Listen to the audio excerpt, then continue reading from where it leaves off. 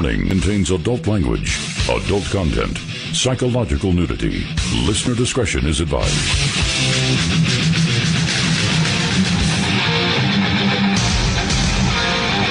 Owen, Sam Harris, Benjamin. I like to give little nicknames to people, and I've been doing it to Jordan Peterson for a while, if you look back in my channel videos. But I want to try to make a couple of points with this video, and I'm going to play some clips from other videos. And the point I'm trying to make with Owen, Sam Harris, Benjamin is that I'm seeing a lot of Sam Harris's philosophy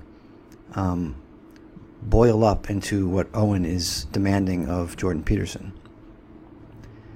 I'm seeing a lot of the elitist, leftist types of demands from Owen, Benjamin. And one of the other points I want to make is the importance of announcing yourself, contextualizing yourself to your audience. And so here's an interesting phenomenon. Okay, so here's Owen Benjamin murders Jordan Peterson. This is basically my first viral video. But here's my commentary on Owen Benjamin's critique of Jordan Peterson. This is, as you know, if you're an Owen Benjamin fan, you can recognize what video this is.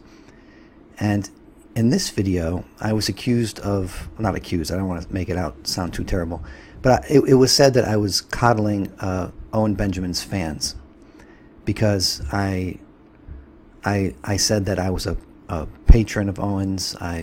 I'm a supporter, I'm a longtime listener and fan and follower, and so forth. And I told the person that I wasn't trying to coddle Owen's audience so much as announce who I was. That this is a critique coming from someone who is within Owen's community, and this is not from a troll, this is not from an enemy of Owen's, it's not from someone trying to tear him and his community down. It's from someone within the community who wants to build Owen and the rest of the community up.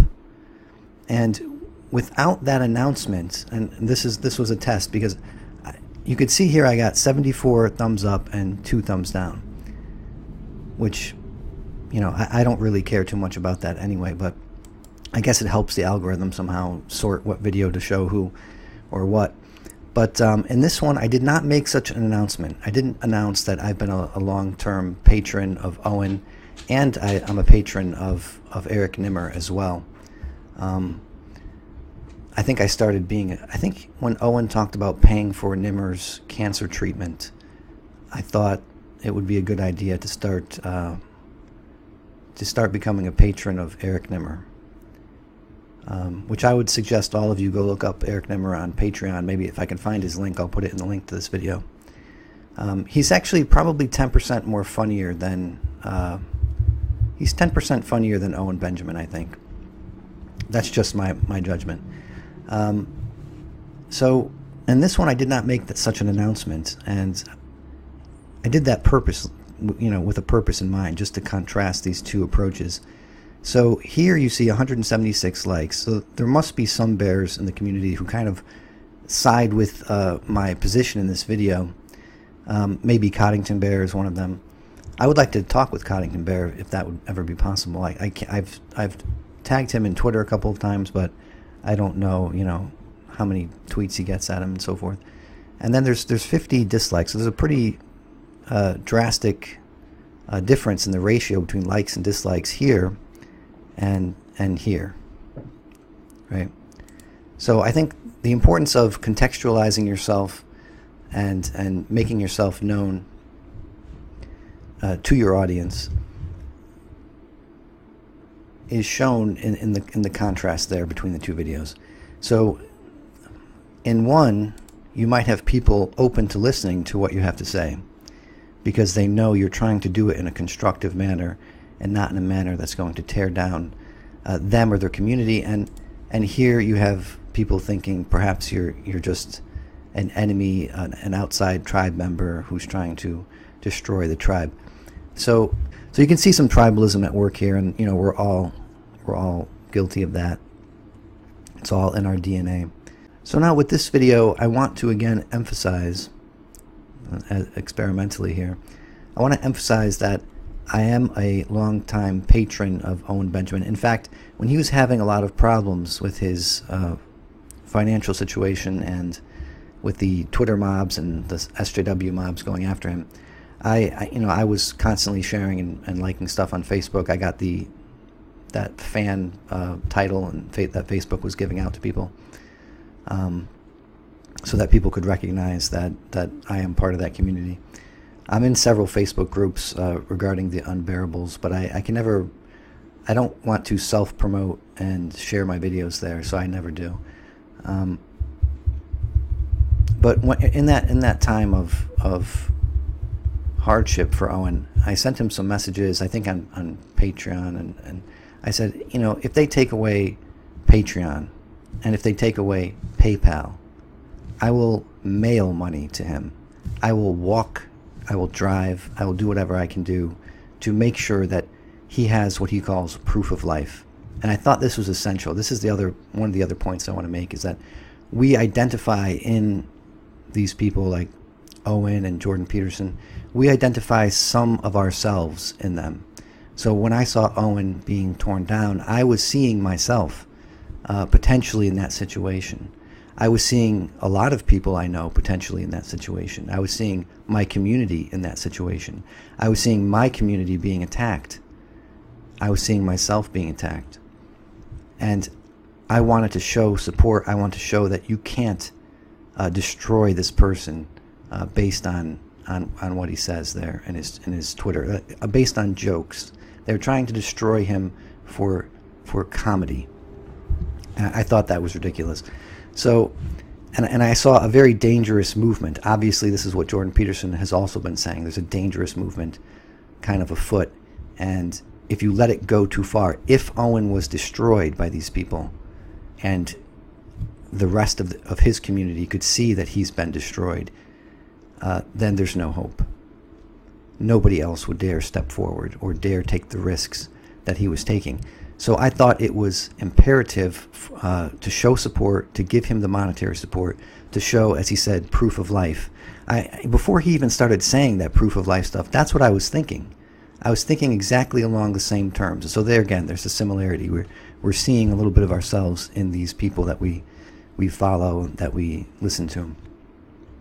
So one of the things I want to address in this video is the whole idea of, first of all, demanding an apology. That seems very leftist. It also is contradictory to what he said in previous streams. Immediately after the tweet, he said if Jordan apologized, it would show he goes against all of his principles. And now he's saying he must apologize in order for him to become right again.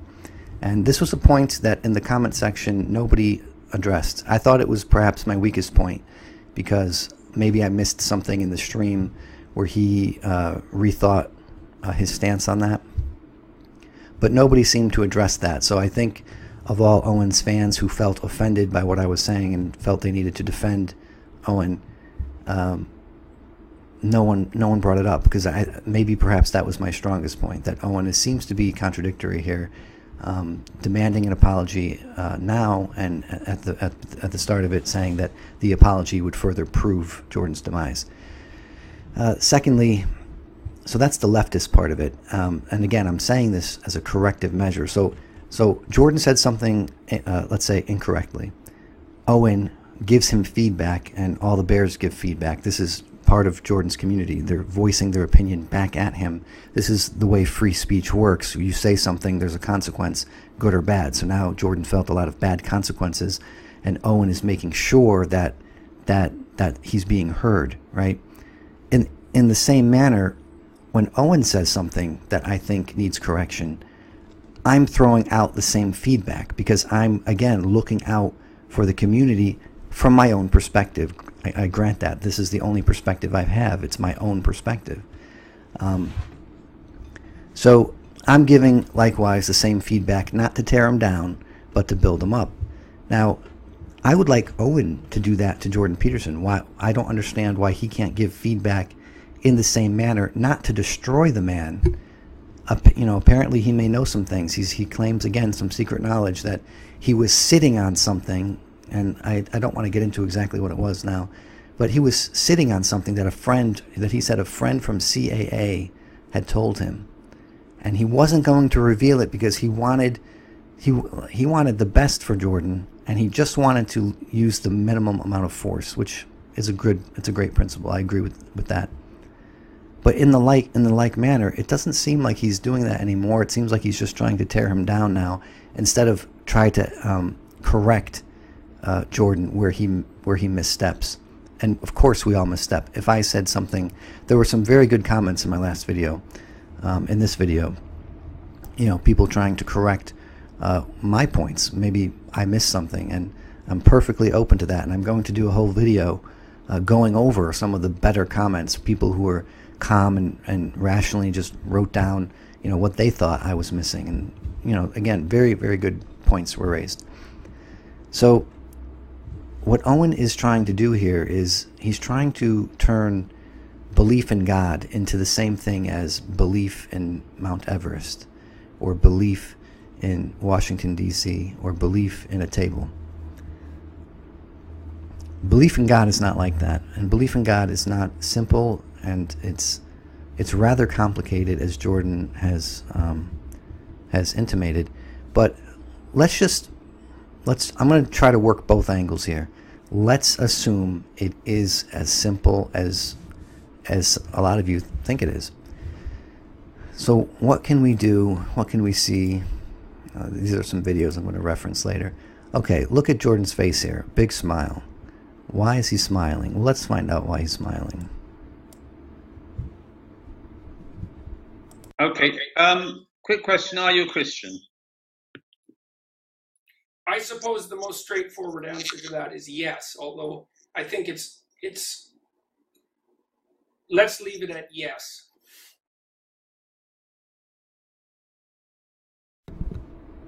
So in case the audio was terrible there, I don't know if I've been having a lot of technical problems. It kind of reminds me of when Owen spirals from his technical problems. Each of my videos is taking 3 times longer to make because of the various technical issues I've been having to overcome every time I try to make a video.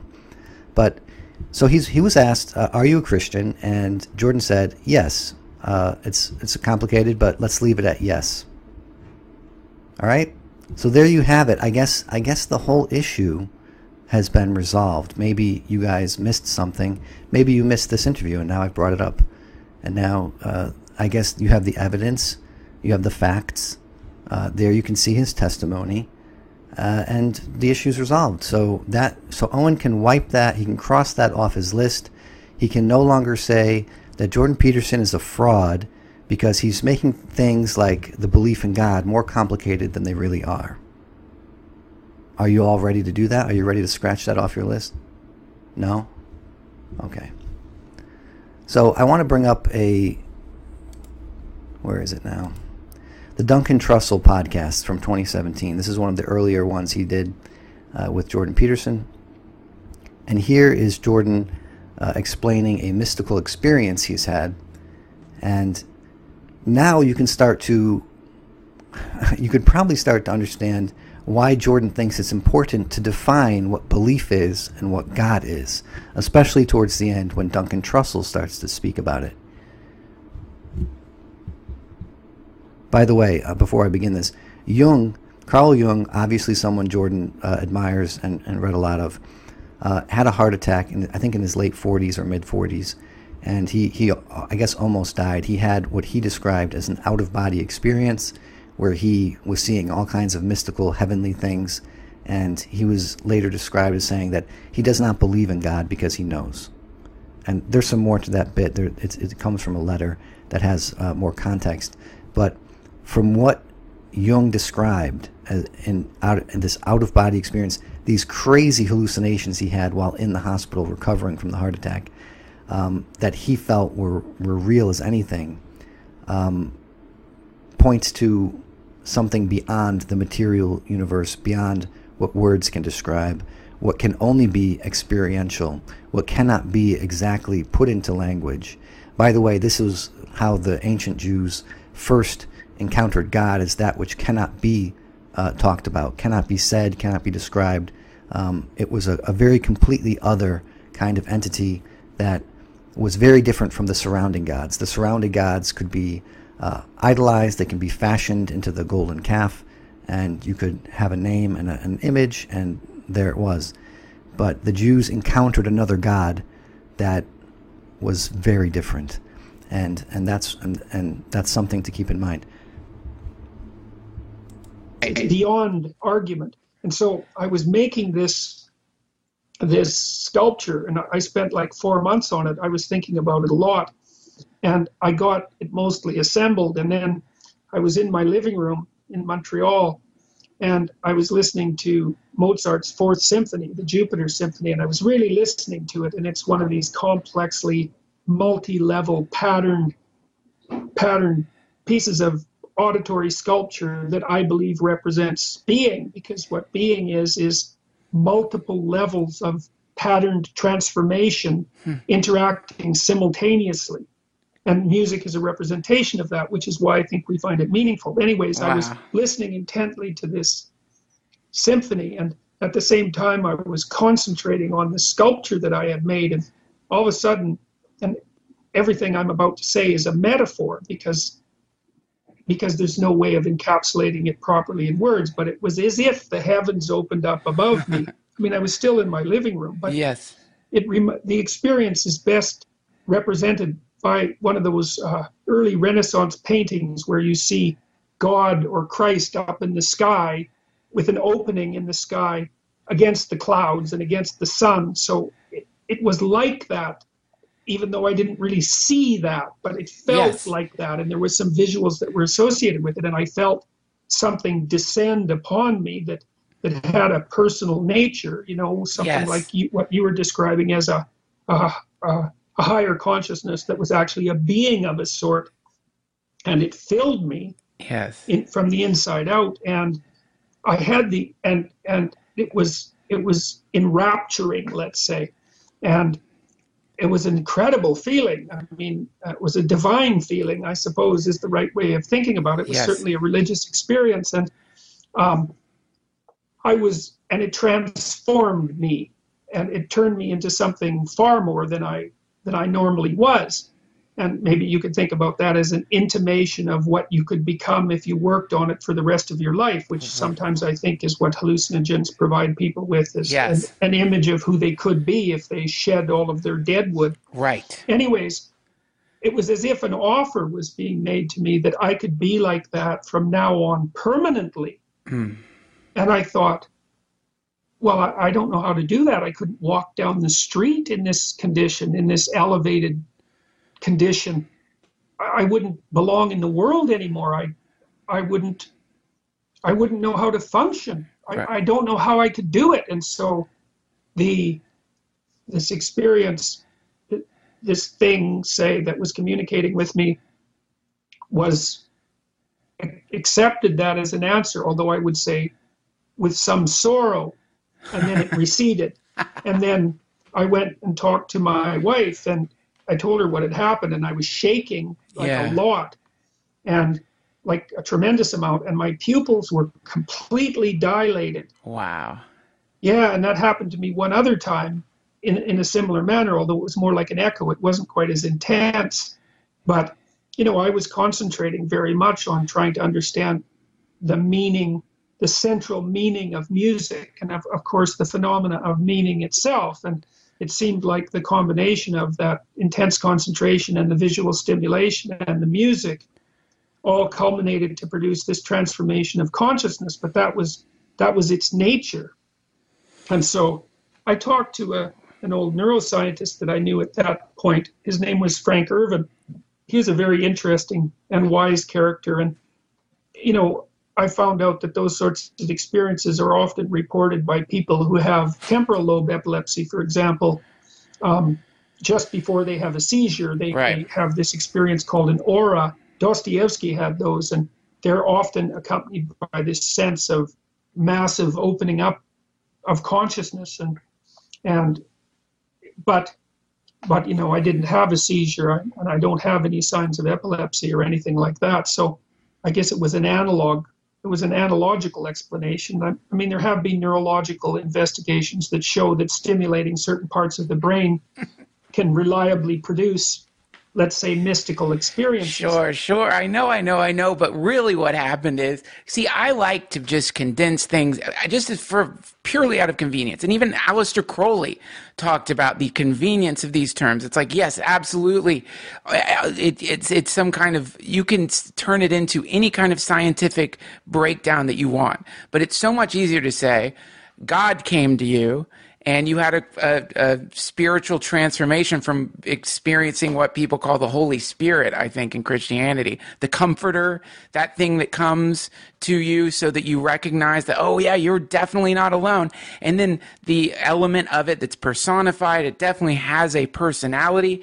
It has a kind of which is usually described as graceful, the ultimate in gracefulness. And then also it's polite. In the sense that when someone's like, I don't think I'm ready to do this right now, because if I go out into the streets in this state of consciousness, you're asking me to you want me to offer you my ego. I mean, this is the story of the rich man who comes to Jesus, right? And wants to follow Christ. And Christ says, oh, well, just give your things to the poor and follow me. And he's right. like, I can't do that. And, right. and that's the price of the ticket, isn't it? It's like when the thing comes to you, it asks for everything, in exchange for what? Who knows? I know exactly what you mean, though. I can't go shuffling through the streets, starry-eyed and filled with the glory of God. What are your friends going to say? Yeah. And that collision that happens is such a beautiful thing. And this is why I like the cyclical interpretation of time from a lot of world religions, this idea of a never-ending cycle, so at least you don't have to... So there you have another bit, in case you weren't familiar with it, about Jordan's religious experiences, which inform his beliefs, just as all of our experiences inform our beliefs, and just as Owen's experience in Hollywood informs his belief about what's going on with Jordan Peterson. And I want to get into a little theory I have about why what's happening with Owen Benjamin regarding how he's seeing everything now, especially with Jordan Peterson.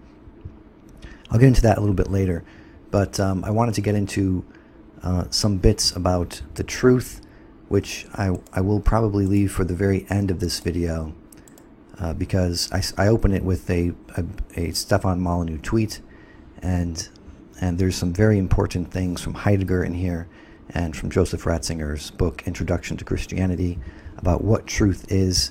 How is Owen viewing truth? How is Sam Harris viewing truth? And right in the beginning of this video, I try to contrast Sam Harris versus Jordan Peterson, and where do you side on what truth is? And what do you think Owen's view of truth is? And I think all these are very important questions for answering how Owen's interpreting the world right now, and how you're interpreting the world. And because whenever Owen starts to describe his beliefs, describe what the truth is, how he sees things, he is like ringing a bell, or he's ringing a tuning fork, and he's a really big tuning fork, right? He's got a very high charge. And he's hitting that tuning fork, and he's sending out that frequency all around him. And all of us, we're like little tuning forks, because we don't have the same kind of influence that Owen has. And so now, if there's a little bit of what he's saying in us already, our forks start to vibrate at that frequency. And the more of what he's saying is already in us, the stronger we're going to vibrate towards that frequency. Jung said all cognition is akin to recognition. And look at how the words are formed: cognition and recognition. So the thing is already in you, and what you are seeing when you're cognizing, when you're thinking, when you're learning something, is you're learning something that's already there, and you're recognizing it, and you're blowing it up into something more visible to you, more apparent to you.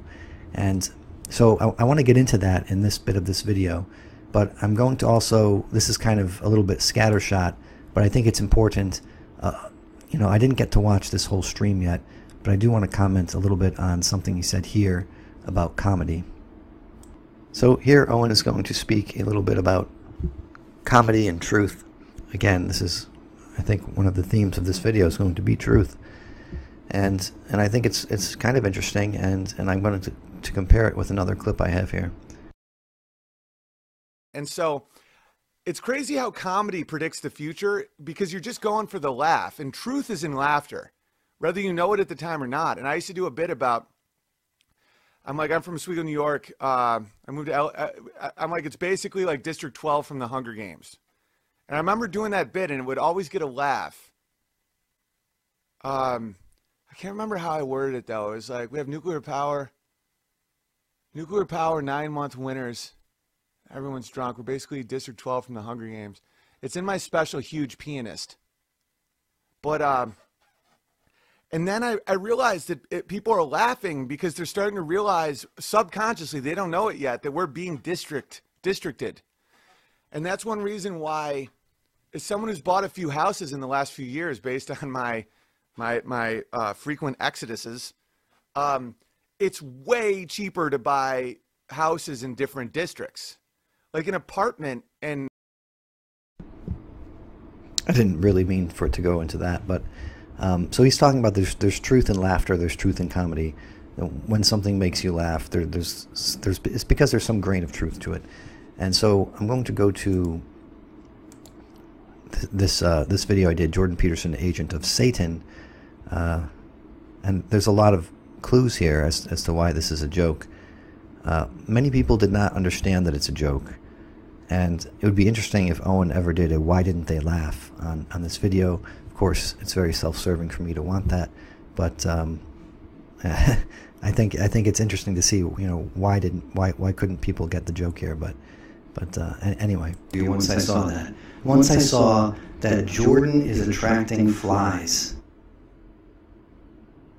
I immediately knew he was Satan's little helper.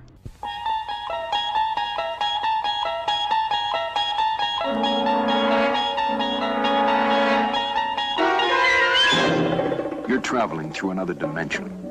A dimension not only of sight and sound, but of mind. A journey into a wondrous land whose boundaries are that of imagination. Your next stop, the Twilight Zone.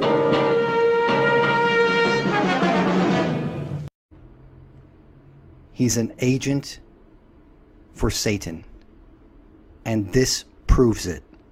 You've seen the flies land on Barack Obama, you've seen them land on Hillary Clinton, and now that Jordan's getting famous and getting powerful, you're seeing Satan's presence around Jordan Peterson. The fly is on his head. He doesn't even feel it. He doesn't care. He probably likes it. Mr. Lobster probably likes flies all over him. And I wonder if throughout this interview, more flies go, I'm scared to even look. I admit it.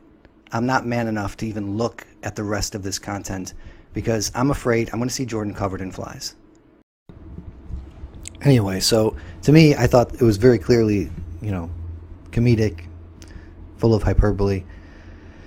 I put in like 5 or 6 different, hints to suggest that it's obviously a joke, but regardless of that, it makes me laugh at least. So I think it did make some people laugh because there is some truth to this, and the truth, I think, is not just halfway around someone getting more power, fame, and wealth and the dangers of that, but the truth is also in Owen Benjamin's reaction and how hyperbolic that was. So now I want to get into the idea of Owen Benjamin being like Sam Harris in his demands of belief from Jordan Peterson. And a lot of you fellow bears are also demanding this. You're saying that the I believe part in I believe in God is very simple. The God part is very simple. And I want to give this, again, I want to give it a greater context, because in some ways it is, of course, but in many ways it's not. Now, I could quote many knowledgeable people here regarding this, but I feel like each person I would quote, you would find some kind of personal issue with them, and then you would discount their opinion. For example, in this video, I extensively quote Ratzinger, his Introduction to Christianity. He writes, whole sections of this book on just the I believe part, and then the God part. What do these things mean? What does it mean to I believe in God? But if I quote Cardinal or the Pope, he became Pope. The anti-Catholics would find a problem in that, and they would discount that.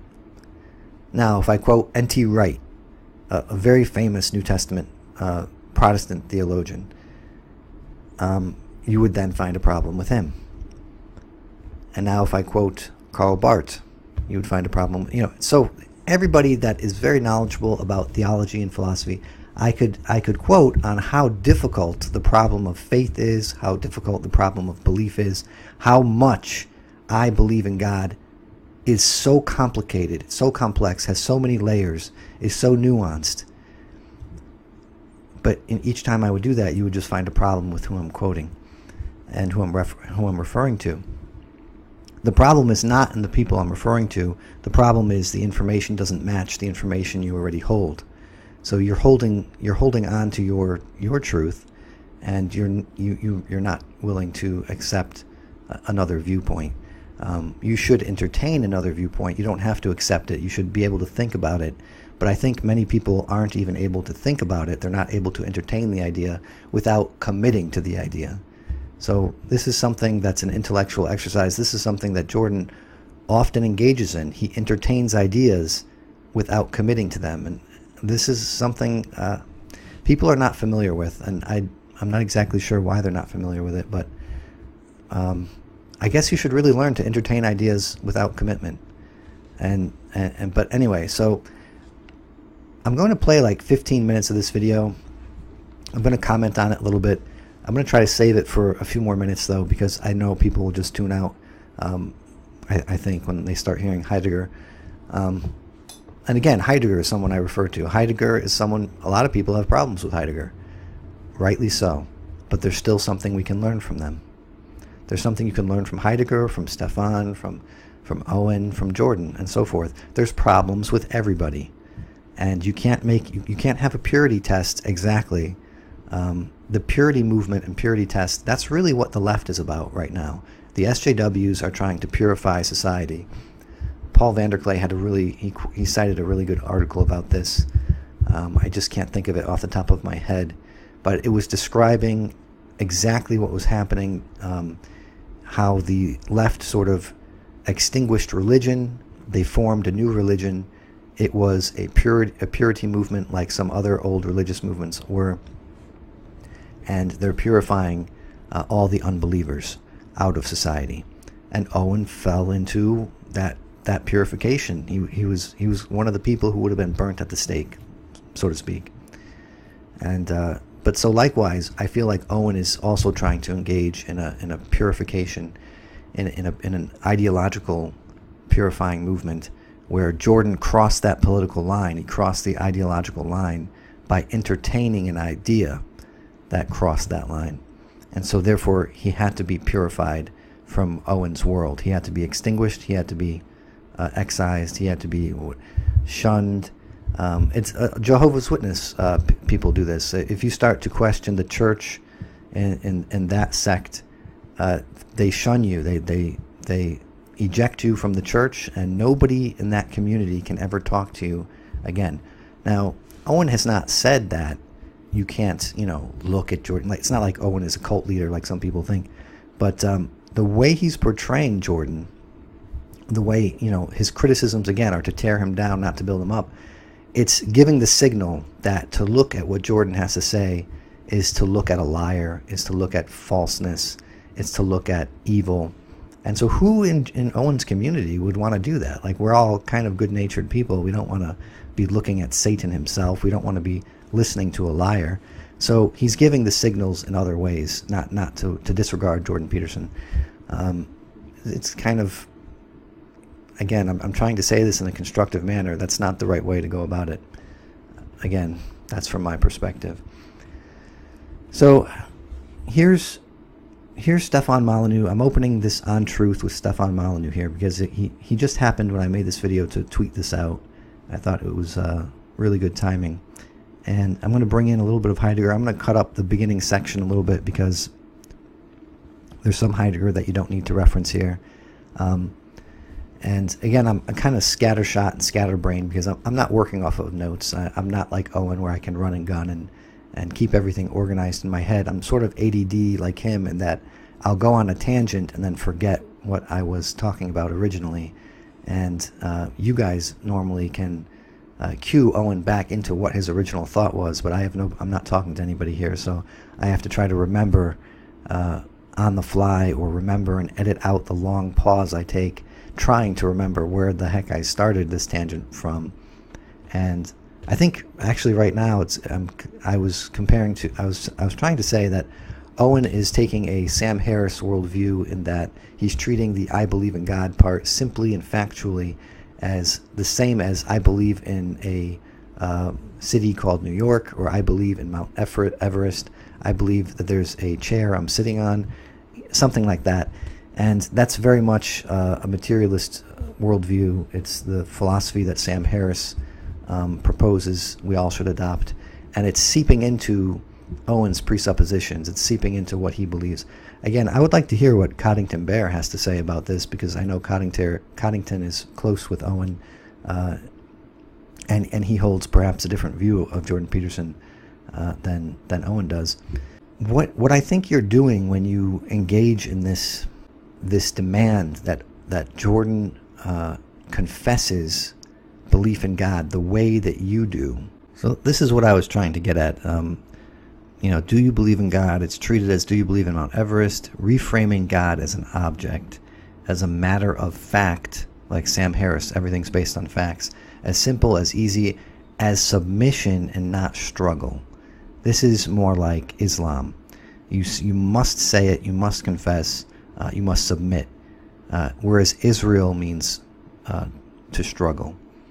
And literally we do see in the Bible a man wrestling with God, or maybe it was described as an angel, but there's a struggle with God, with the idea, with the being.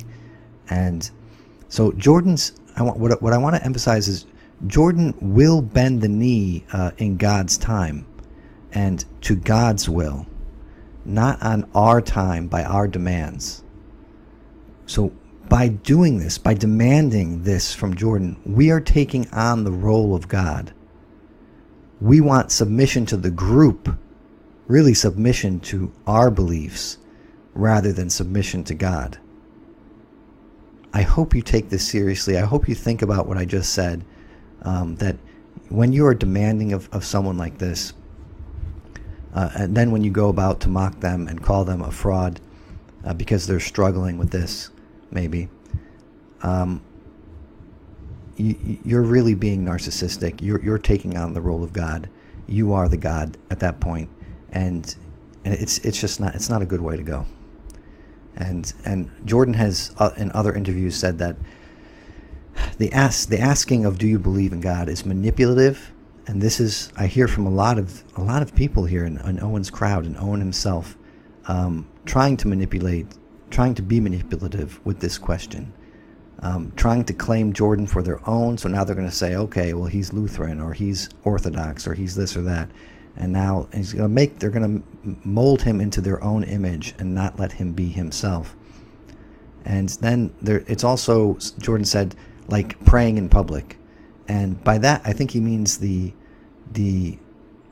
admonition not to pray loudly in a public space, but to go home, to go in your closet and pray quietly in the Bible. That it's supposed to be, it's not exactly something that you should be boasting about. And then you'll see other contradictory statements in the Bible where there's, pray quietly in a closet, or then you got to proclaim the gospel loudly. So the reason why there's contradictions in the Bible, something like that, and sometimes they come one verse after the other, where there's one thing it says to do one way, and then the next verse it says to do the opposite way. To me, that's very reflective of our right and left hemisphere way of dealing with the world. There's two dispositions necessarily that you have to take with the world, and so there are seemingly two different ways of doing things that are you're instructed to do in the Bible. The other note on that, one reason why Jordan seems duplicitous is because he is taking the middle road. So when he's talking to the people who have a problem with chaos, he's telling them you need more order, and that's what he's prescribing. The doctor is prescribing more order. And then when he's talking to the people who have a problem with order, he prescribes more chaos. And so now, if you're a third person who hasn't, or who's outside those two crowds, and you're saying, I just saw you prescribe order, and you prescribed chaos, well, that can't be. You're contradicting yourself. You're full of lies. Well, it's only because you don't understand the audience he's talking to and the problem he's trying to address. It's not one of order being conservative or one of chaos being liberal. It's about balancing the two and getting the middle way, being in the middle space between order and chaos. And if you've listened to anything he said, you would understand that's one of his main objectives, to balance order and chaos.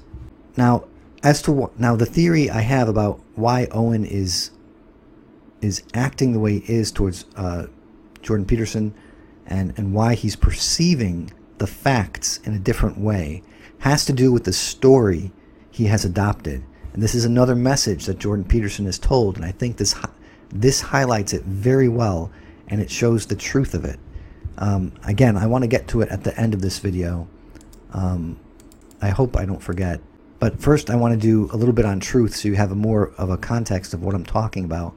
When I'm talking about truth as a fact, the correspondence theory of truth, why truth is so complicated. I don't think a lot of Owen's audience realizes this, or at least the half of his audience that want to demand Jordan be more truthful or more simplistic regarding the Bible or regarding the I believe in God statements. I don't think you guys understand this, so that's why I'm putting this up here for you to give it a listen. I know a lot of people have probably already exited from this video, but look at what you're missing out on. If you were disgusted by the first Sam Harris and Jordan Peterson podcast where they talked about truth, I thought I'd make a short video just exploding that discussion. And I'm going to use Heidegger and Ratzinger's book, Introduction to Christianity, to sort of clarify Jordan's position that he took in that discussion, minus the pragmatic view of truth. I think people kind of understand that already. But it's the other stuff that Jordan's trying to guide Sam Harris around and in about truth that I think should be illuminated more. And so I'm going to start with a little quote by Stefan Molyneux from his Twitter that I saw recently. He says, "The moment people try to lecture you, just ask them what their definition of truth is. They usually have no idea and are just trying to bulldoze and manipulate you.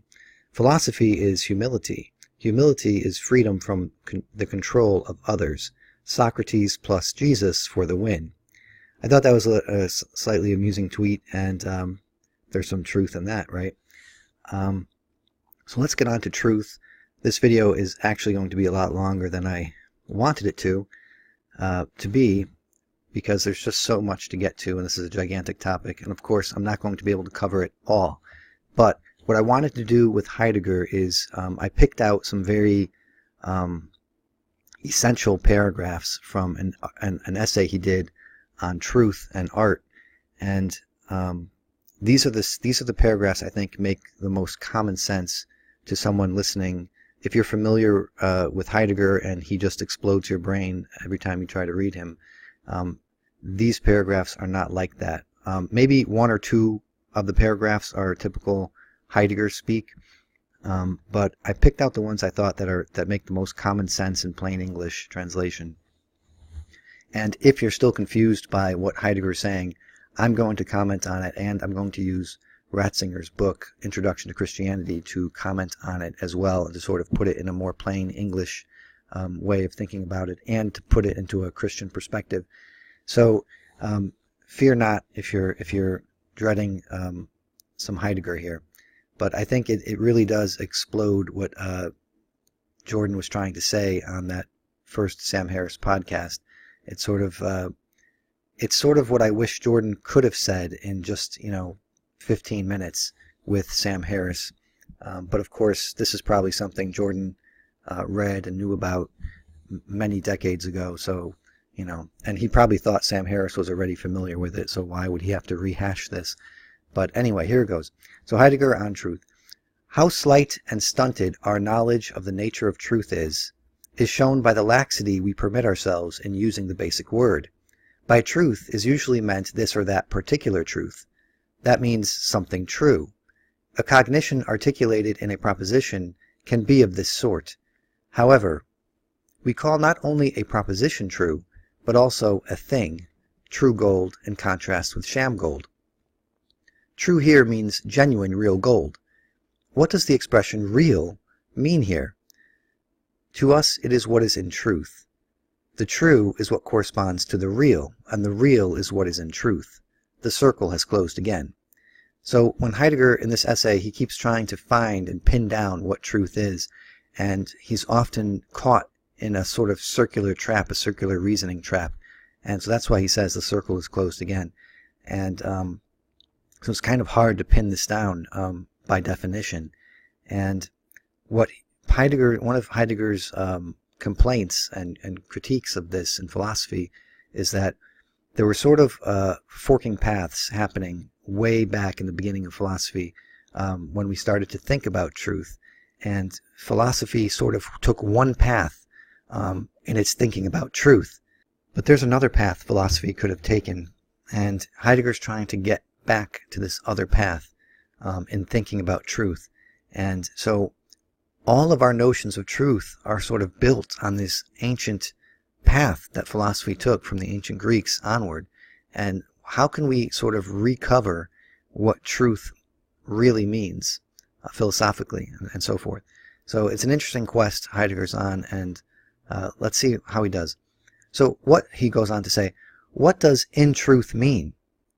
Truth is the essence of the true. What do we have in mind when speaking of essence? Usually it is thought to be those features held in common by everything that is true. The essence is discovered in the generic and universal concept, which represents the one feature that holds indifferently for many things. This indifferent essence, essentially in the sense of essentia, is, however, only the inessential essence. What does the essential essence of something consist in? Presumably it lies in what the entity is in truth. The true essential nature of a thing is determined by way of its true being, by way of the truth of the given being. But we are now seeking not the truth of essential nature, but the essential nature of truth. There thus appears a curious tangle. Is it only a curiosity, or even merely the empty sophistry of a conceptual game, or is it an abyss? So here you might say that Owen Benjamin is saying that what Jordan is offering is the empty sophistry of a conceptual game. Okay, now you can decide for yourself on that. I don't think that's what he's offering. I've looked into a lot of this, a lot of the books he's read to write maps of meaning. I would highly suggest you look into Northrop Frye. Look at some of the other videos on my channel. You'll see that it's not just empty sophistry. It's not just a conceptual game. And what I think Sam Harris is closer to this idea than Jordan Peterson is. Now that might be the most Heideggerian kind of paragraph I've quoted. And again, I'm going to use Ratzinger to clarify a lot of this if you get lost with it. So Heidegger goes on to say, truth means the nature of the true. We think this nature in recollecting the Greek word aletheia, the unconcealedness of beings. But is this enough to define the nature of truth? Are we not passing off a mere change of word usage, unconcealedness instead of truth, as a characterization of fact? Certainly we do not get beyond an interchange of names, as long as we do not come to know what must have happened in order to be compelled to tell the nature of truth in the word unconcealedness. Does this require a revival of Greek philosophy? Not at all. A revival, even if such an impossibility were possible, would be of no help to us, for the hidden history of Greek philosophy consists from its beginning in this, that it does not remain in conformity with the nature of truth that flashes out in the word aletheia, and has to misdirect its knowing and its speaking about the nature of truth more and more into the discussion of a derivative nature of truth. The nature of truth as aletheia was not thought out in the thinking of the Greeks, nor since then, and least of all in the philosophy that followed after. Unconcealedness is, for thought, the most concealed thing in Greek existence, although from early times it determines the presence of everything present. Yet why should we not be satisfied with the nature of truth that has by now been familiar to us for centuries? That's Sam Harris's question, by the way. Truth means today, and has long meant, the agreement or conformity of knowledge with fact. Now there I commented that it was Sam Harris's position. Now I would add it's also Owen Benjamin's position regarding Jordan Peterson and the believe in God question and so forth. However, the fact must show itself to be fact if knowledge and the proposition that forms and expresses knowledge are to be able to conform to the fact. Otherwise, the fact cannot become binding on the proposition. So you kind of have to know facts before you can identify facts. So how do you know facts? And if the only way you're going to know facts is by facts, you're in a circular logic, you're in a conundrum there. How can fact show itself if it cannot itself stand forth out of concealedness? If it does not itself stand in the unconcealed? A proposition is true by conforming to the unconcealed, to what is true. Proposition truth is always and always exclusively this correctness. The critical concepts of truth which, since Descartes, start out from truth as certainty, are merely variations of the definition of truth as correctness in representation. Stands and falls with truth as unconcealedness of beings. If here and elsewhere we conceive of truth as unconcealedness, we are not merely taking refuge in a more literal translation of a Greek word. We are reminding ourselves of what, unexperienced and unthought, underlies our familiar and therefore outworn nature of truth in the sense of correctness. We do, of course, occasionally take the trouble to concede that naturally, in order to understand and verify the correctness or truth of a proposition, one really should go back to something that is already evident, and that this presupposition is indeed unavoidable. As long as we talk and believe in this way, we always understand truth merely as correctness, which of course still requires a further presupposition that we ourselves just happen to make, heaven knows how or why. Now here I've edited this so that you see the most clear statements. Again, he says a lot more that's unclear that I don't want to confuse people with. So, truth happens in the temple's standing where it is. This does not mean that something is correctly represented and rendered here, but that what is as a whole is brought into unconcealedness and held therein. Think about what Owen Benjamin was talking about regarding truth and comedy, that when you're going for the laugh, you're hitting on something that's true. You're bringing into the unconcealedness what is. And that's partly what comedy does.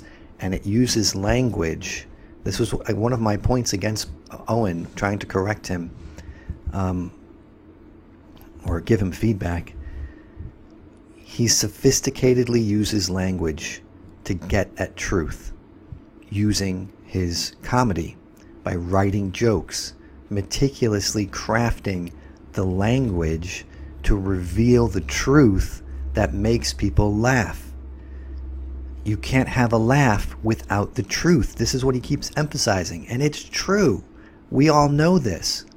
That's why a lot of these comedians on Netflix that he's been talking about are not funny, because they're just lying. They get on stage and they just pour out lies. So we agree on a lot here. And Owen knows the language game. He knows how to use words, how to use your words figuratively, how to use all these rhetorical techniques to get the point across. He knows about the layers of metaphor, the layers that are in jokes, that are superficial to the inner deep ones. And He knows that things aren't as simple as he says, that it depends on what the word depends mean. It's true. That's true. And it's manifest in his jokes. He knows this. And whenever he's been called out on Twitter about a joke, let's say about David Hogg's pubes, it's because people didn't realize the layers of the joke and the language and the context. Another example, when Owen was criticizing that director, I forget his name. I'm not a big follower of these things, of those directors and stuff. When that director was making a lot of pedophile tweets or weird tweets about children and sex, Owen was showing the context of this man. He's a director, he's not a comedian, so right away you can't bring up the excuse, well, obviously I'm just joking. He doesn't have that cover, although obviously everybody's allowed to make jokes. But Owen kind of uncovered that he just kept repeatedly making these really weird, creepy statements that I looked at them and I could not find the joke. And I know all about these word games and the sophisticated use of language, and there's layers and there's all kinds of different ways of approaching comedy. And I particularly have a very dry approach and a very flat way of approaching a joke and comedy. So I'm familiar with all that, and I looked at that guy's tweets and I could not find the humor there. I could not find the joke. Now, other people like Nick DiPaolo and Owen Benjamin, they could make pedophile jokes. And that's not the only thing they do, but when they do it in a funny way. They bring out the kernel of truth where you can laugh at something that's really sad, and then you can perhaps use it as a form of discussion, to further discussion in that topic. But I think Nick DiPaolo just recently on his stream made a really funny joke like this, and I can't remember what it is. I don't remember what stream it was, but I remember thinking, like, yeah, him and Owen Benjamin, they really know how to craft the joke to make it funny, whereas this director guy that Owen was pointing out, really, he was not doing it well at all. And what Owen was revealing was the context was not about humor, it was about child sex. And that's where I think you can open your eyes when you see the greater context. The minute excuses don't work when you have a whole context to fit it in. Likewise, there's a whole context to Jordan Peterson that Owen, I think, is trying to rework and remold into some other way. But don't forget, up until that tweet, roughly speaking, as Jordan would say, Owen was a rather full-throated proponent of Jordan Peterson. He was on the all-meat diet. So it's hard to say that now you can kind of gaslight the rest. Owen can gaslight the past of Jordan Peterson in this new light, in this new evil light, because now his eyes are open and he sees what was really going on there. I don't think that's true at all. Again, I'm going to get into a further conjecture about why I think Owen thinks the way he does, and it has to do with the story that he's believing in. To hold originally means to tend, keep, and take care. Truth happens in Van Gogh's painting. This does not mean that something is correctly portrayed, but rather that in the revelation of the equipmental being of the shoes, that which is as a whole, world and earth and their counterplay, attains to unconcealedness. So he had been talking about a particular painting of Van Gogh that showed a peasant's shoes, I believe. And this is one of Jordan's main contested points with Sam Harris in that first podcast, that there is truth in art, and that's something that Sam Harris can't quite grasp. Beauty is one way in which truth occurs as unconcealedness. And that would be where Sam Harris and Owen Benjamin do part ways. Owen does recognize as an artist, as a comedian, that there is truth in art, as I was just explaining, and that art can reveal truth. This is something I think Sam Harris has a hard time with, and even if he may suggest that it's true and part of his worldview, there is really no logical way that it could be part of his worldview. It has often enough been pointed out that the Greeks, who knew quite a bit about the works of art, used the same word techne for craft and art, and called the craftsman. I'm just going to skip this part because I don't think it's exactly ultra relevant to Owen Benjamin. It is somewhat, I guess. If you want to freeze frame, you can read that for yourself. But this is a little bit about science and philosophy and getting at what is the thing in itself, and how science does not do that. Science only can tell you the sense data of an object. It cannot tell you what it is in itself. And if you're familiar with Kant and the noumena, the noumenal world and so forth, this you know, is just another way of saying it, basically. Questioning. Now here he's going to touch on science, which I want you to definitely pay attention to this, which as the thinking of being names being in its question worthiness. By contrast, science is not an original happening of truth, but always the cultivation of a domain of truth already opened, specifically by apprehending and confirming that which shows itself to be possibly and necessarily correct within that field. When and insofar as a science passes beyond correctness and goes on to a truth, which means that it arrives at the essential disclosure of what is as such, it belongs in philosophy. Or it is philosophy, he says. So this is, again, very much the discussion that Sam Harris was having with Jordan Peterson. Sam is saying, look, science shows us the facts, and now we can draw out from the facts this morality. You're getting at some kind of truth. And Jordan is saying, science does not tell you anything about the truth, about what the essential disclosure of what it is as such, as Heidegger says in that last line. So just as Jordan was trying to correct Sam Harris was sort of confusing the domains of ethics and morality with that of the object data of science. And I think likewise, Owen Benjamin and quite a few bears are confusing these domains as well, but in a different way. So they're saying that the I believe in God is quite rightly a factual statement. It's almost like object data. It's a very simple matter. You can say yes or no, and you can have reasons for yes or no, and they can be explicit. You can write them down, you can say them, and everybody will understand what you're saying. And this is a confusion. It's not true, and I want to hopefully show you that it's not true. I hope you can see it, you can hear it, you can understand what I'm saying here, because it's a very subtle thing. And I can definitely see how you can mistake that that feature of truth. Once you go there, then you're going into the realm of philosophy. You're no longer in science, and science only tells you facts that are sort of inessential, that are sort of accidental, not essential truths, not the thing that is in itself. So here's, I'm going to start getting into the Ratzinger stuff, and this is a little bit later on in the Ratzinger quote. I'm not sure if I'll read it right now, because it is worth reading regarding the techne stuff and all that. So Ratzinger, in his Introduction to Christianity, says, "Yet what happens here is not a blind surrender to the irrational. On the contrary, it is a movement towards the logos, the ratio, toward meaning, and so toward truth itself.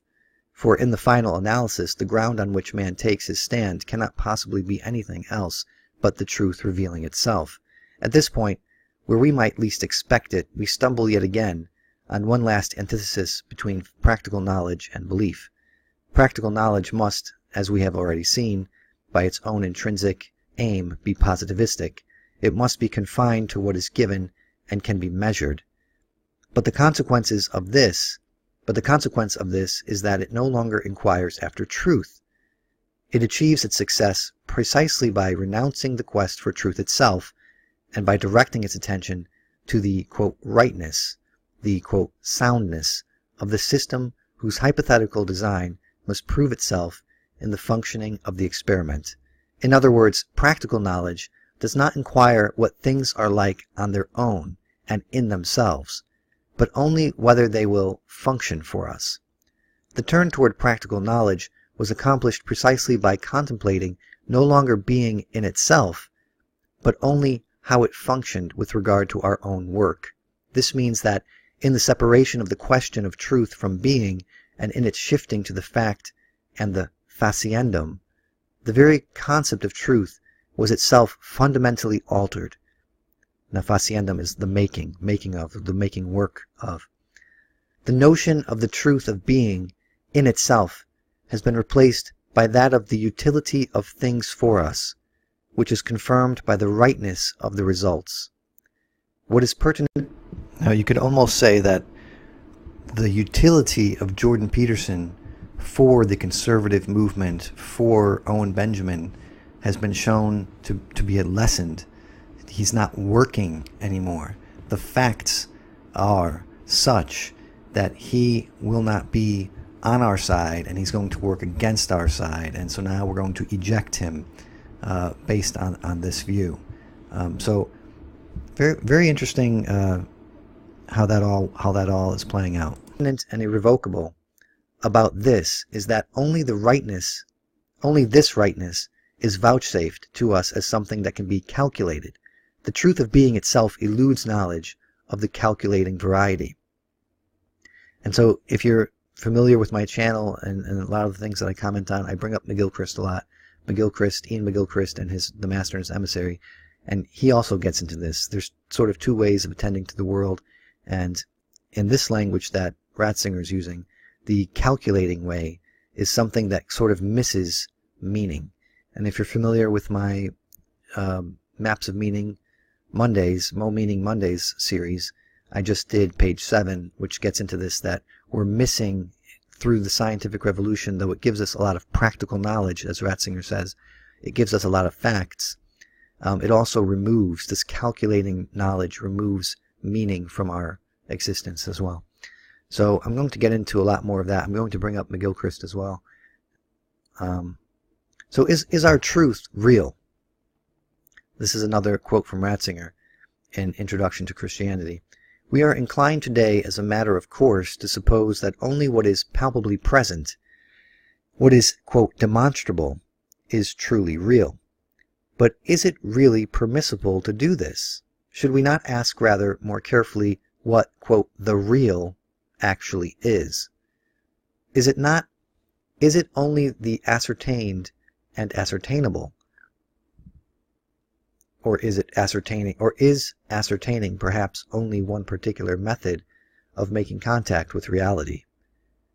One that can by no means comprehend the whole of reality, and that even leads to falsification of the truth and of human existence if we assume that it is the only definitive method. Now at some point I have to bring up, okay, there's my ways of attending Q. I wanted to bring up ways of attending there, but I also want to get into Cardinal Ratzinger's book a little bit. So I think this is vitally important to understand how Sam Harris and Jordan Peterson came to where they are with their points of view in the present day. And also what Ratzinger does is he brings in Heidegger, specifically a lot of the stuff I was just referencing, and he gives it a sort of Christian perspective, and it's a much easier to understand perspective than just the purely just Heidegger's pure words by themselves. So this is the boundary of the modern understanding of reality and the place of belief. And I think I'm going to read this whole section of this chapter because it is so, I think it's just vital in giving you a clear perspective. So Ratzinger says, if by means of the historical knowledge we enjoy today we survey the road taken by the human spirit so far as it is visible to us, we shall observe that in the various periods of the spirit's development there are various basic attitudes toward reality, the magical, the metaphysical, and finally today the scientific. Parenthetically, quote, scientific here being used in the sense in which we speak of the natural sciences. Each of these basic human orientations has to do in its own way with belief, and each of them is also in its own way an obstacle to it. None of them is equivalent to it, but none of them is simply neutral toward it either. Each of them can help it, and each of them can hinder it. Characteristic of our contemporary scientific attitude, which molds, whether we like it or not, every single individual's feeling for life and shows us our place in reality, is the limitation to phenomena, to what is evident and can be grasped. So remember, Heidegger was just talking about this.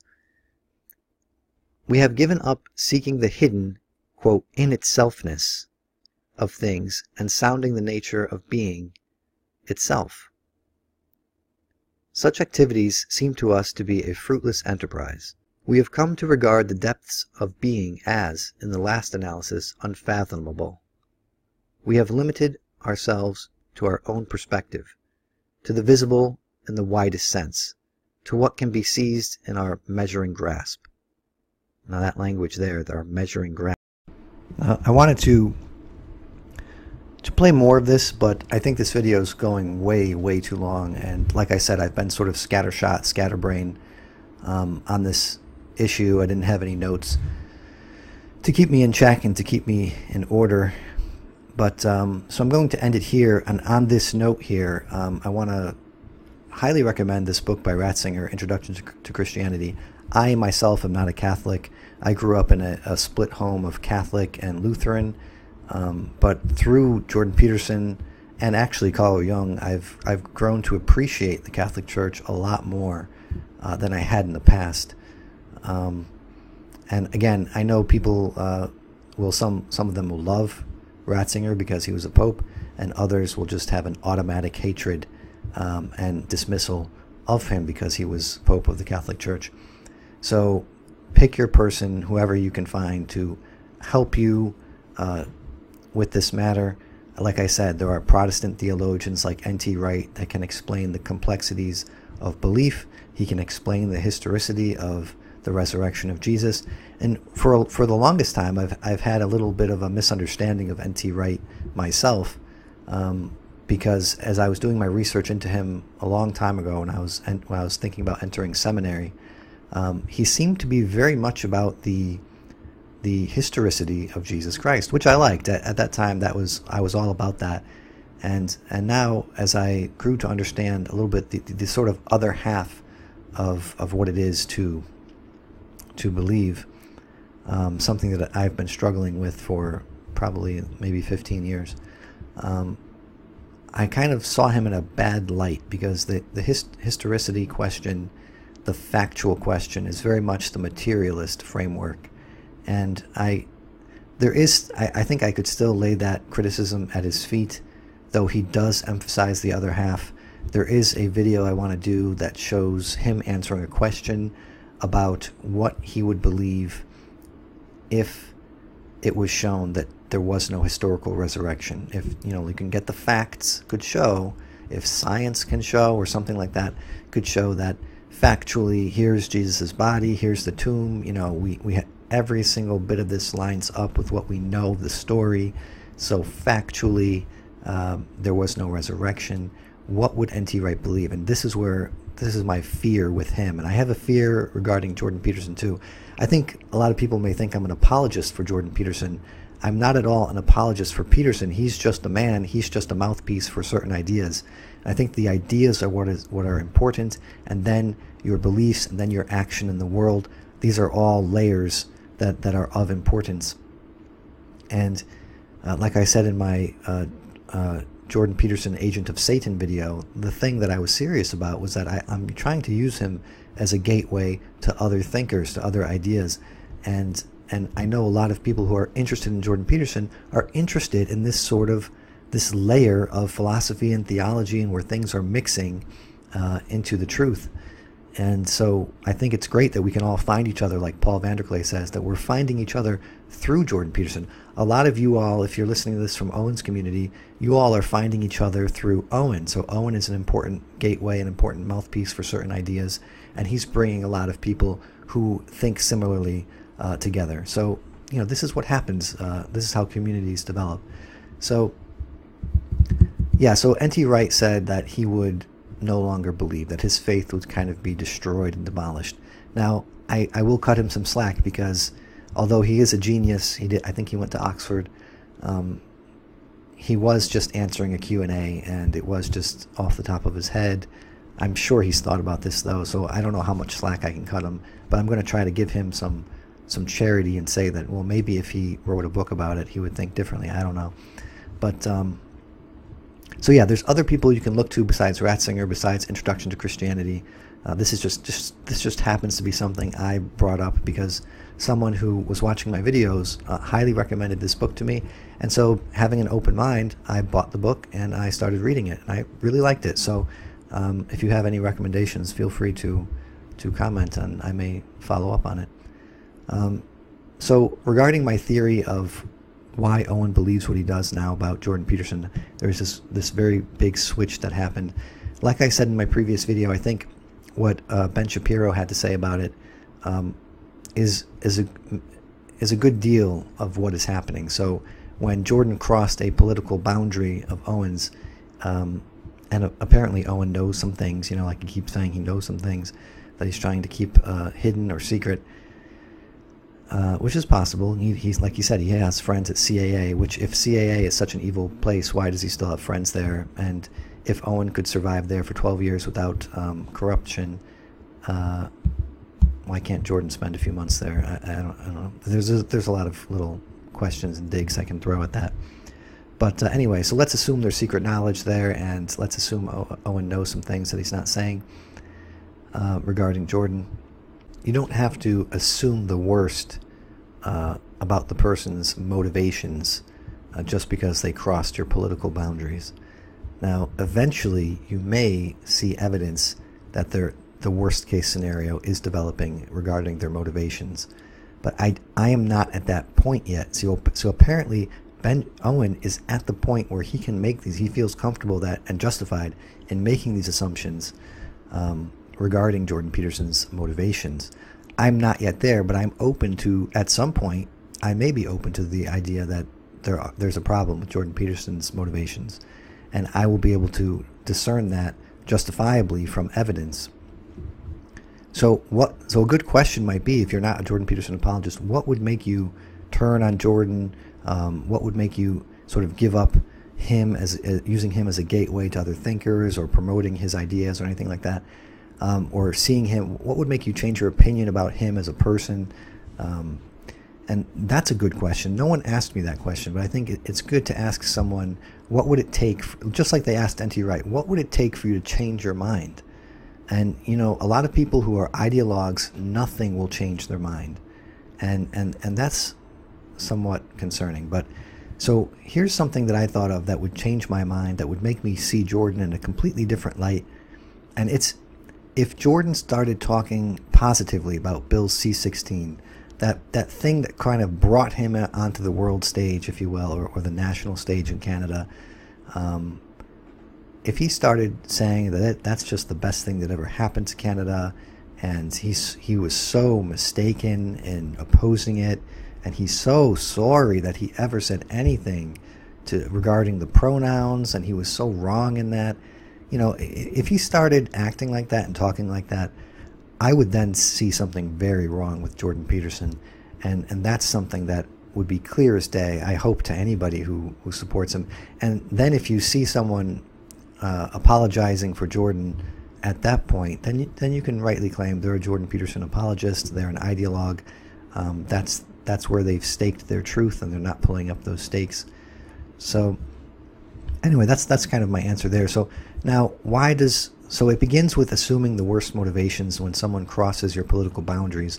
And the other half of that story, or that equation, is the story that Owen Benjamin knows and believes. It's his own story of working at CAA, knowing what they're all about. Now, someone mentioned that it's not secret knowledge because it's on their website. Their social justice claims are written on their website. I'm not saying that was the secret knowledge. I'm saying the secret knowledge is his own experience. We cannot know by definition Owen's experience. He can describe it in words, and he can emote about it, but we're never going to know what it was like exactly as he experienced it, because experience cannot be put into words. It cannot be. And now humans are very capable of imagining being in someone else's shoes. We're I think the only animal that has this capability, or to the capability to this extent of imagining what it was like to experience something that someone else has experienced. But even regarding that, even taking that into account, you're never going to know what it was like being Owen through this whole deal. So that's the secret knowledge that I'm referring to. It's his own experience, and so it's his own story. Now, he has told us this story. If you've been watching him over the last year, you've gotten to know him through hours of watching him and hours of seeing how he interacts with his family, with his mother, with his wife, with his children. All of this we've got to see, and we've got to know him through this, how he goes through troubles with his brother and with his wife, and troubles with the SJWs and the people who are confronting him in the woods while he's walking his dog. You know, all of these things are ways we've gotten to know Owen. So his story is then, he's applying the story that he knows. This is the thing he knows best because it's his personal experience. He's applying that, he's overlaying it onto Jordan Peterson. And plus he has this friend who's giving him this insider information, supposedly from CAA. Now, just another sidebar here. If Owen says, look, here's the emails from CAA to Jordan Peterson, and CAA in this email says, look, Jordan, you got to bend the knee, you got to suck the devil's dick, and then here's Jordan, see, he's replying right here, this is confirmed. You can look up the IP addresses, you can see the timestamps, you can see everything that matches Jordan Peterson's computer and all that shit. And Jordan saying, okay, I'm going to bend the knee, I'm going to suck the devil's dick now, and I'm going to say X, Y, and Z because I want to get that big money. I want to be the next Dr. Phil. That's another something that would change my mind about Jordan Peterson. That would be the evidence. Now, if Owen is sitting on this kind of thing, I don't know if it's right to sit on this kind of thing. This is the kind of thing you have to reveal so that people like me who are trying to be middle road, we're trying to assume the best of someone, we're trying to forgive, we're trying to give people chances, we have to know stuff like that. So if you're sitting on information that's that damning and that's uncontrovertible, you have to reveal that kind of thing. So I would implore Owen to reveal that kind of thing if he's sitting on it. So I hope that, again, shows you I'm not a Jordan Peterson apologist. It's not really about him. It's about the ideas. It's about how the community is responding to them. And it's about correcting what I think is going wrong in my community. So Owen is overlaying his experience onto Jordan, and because Owen felt there was a binary choice, either he bends the knee and sucks the devil's dick, or he keeps his integrity and leaves. He gets out of Hollywood, he gets out of that CAA, and gives up all the big money. Now, to his credit, that's what Owen did. And that's really powerful, and that's a really powerful statement that Owen walked the walk. He did what he had to do to keep his integrity. That's very powerful. So that's his story that he's overlaying onto Jordan. And because Jordan is still making big money and keeping his integrity, the wires get crossed in Owen's mind. He cannot have that be true, because that would mean that there was some kind of middle road, there was some kind of way he could have traveled, there was some kind of actions he could have taken, there's some kind of mode of being he could have embodied that allowed him to keep making good money for good reasons, for his family, for his friends, to help his community, to help charities. You know, he could. There's good reasons to make good money. Not that you have to worship money. That's all. You know, I don't think. Obviously, Owen's not that type. But it would mean that Owen could have made all the big money, and have the security for his family, relieve all the hardships that he's been going through, and still keep his integrity. And Owen cannot accept that as a true possibility. It can't be, because of all that has happened. That means all was for nothing. And to accept that would be, I think, kind of a brutal acceptance of a brutal truth for Owen Benjamin. And I'm not saying it is true. I'm saying it's possibly true. And it's hard for someone like Owen, for anybody, to look back and say, oh my God, I could have had everything and I could have had my integrity. It wasn't a binary choice. If that's a hard thing to realize, and it's a hard thing to accept. And I think part of what's going on, again, it's partly what Shapiro said about assuming the worst motivations when people cross your political lines, and partly it's Owen's story. And through the story, he's interpreting the facts. Facts are never able to be interpreted without a story, a myth to go along with it. This is, again, what Jordan Peterson is saying. So Owen's story, this is Owen's personal myth. He's bringing that into the picture. He's overlaying that onto the facts. And so when he sees the tweet, he sees it as confirming that, aha, you can't be successful, especially at CAA, because they've explicitly said you have to bend the knee. You can't be successful and still have your integrity. So that's the little bit I had. That's my little conjecture. That's how I'm interpreting Owen Benjamin's stance regarding Jordan Peterson now. And like I said, this video is going really long, and I want to do a specific video where I'm addressing some of the better points made in my my previous video where I entitled Owen Benjamin Murders Jordan Peterson. There were some really good comments there, and I hope to address them more fully in another video at some point. So again, if you stuck with this video for an hour and a half, probably only 10 or 20 people may do that. You probably already are subscribed, so I don't have to say subscribe, and give the video a like or a dislike. Maybe the dislikes affect the algorithm somehow, because this video I had, yeah, it's this one where I got so many dislikes. It certainly seemed to skyrocket in the views really, really quickly, and I don't know why that would, or if that played a role. I don't know. Maybe it was just the title. But anyway, thanks again for giving this a listen, and I hope to hear some comments, some constructive criticism, or anything you have to say regarding this video. Thanks again.